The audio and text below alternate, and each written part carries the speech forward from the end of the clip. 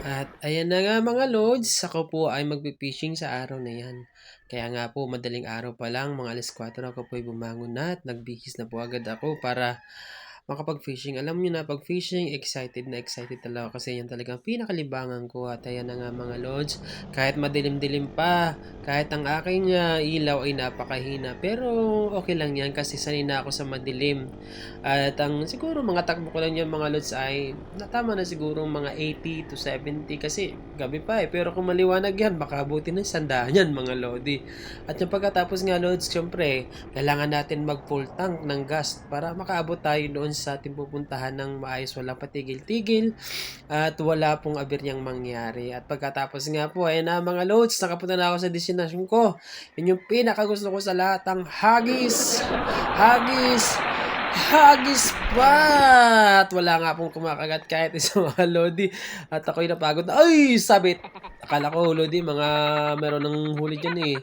Yung pala ay sabit lang nga pala. At yun nga mga loads, ang ganda ng place na yan. Kaso nga lang po wala talagang isda. Alam nyo na bakit? Kasi sa dami-dami ng mga tao dyan na alam nyo na, nagsisisid. At nakapoy lumipat diyan ng pampesto, sabi ko sa sarili ko, ako'y makapag-wait and wait na nga lang kasi nga wala namang kumakagat at marami doon tao. Pero nagsisisid, merong naglalambat. Paano makakahuli niyan? At ayun mga lods, may kumagat nga sa akin diyan. Oh! Akala ko malaki yung pala. Ay naku, dalawang sapsap. Ganyang katatakaw mga sapsap diyan. Nagdadalawa pang kawil mga lods kasi nga makakapal diyan ang sapsap.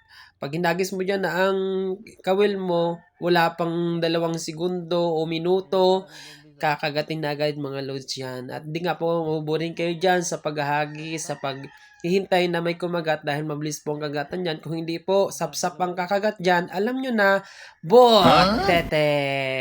At di nga po loads, pagkatapos nga po ako mag-fishing, agad-agad na po rin po akong umuwi. At nagaganda nga po talaga ng panahon ng mga oras na yun, no? Hindi po mainit. At pagkatapos na yan ay mga lode! Inabutan pa ka ng ulan. Ako nga po ay galing sa initan tapos biglang ulanin. Ay nako, aray ko!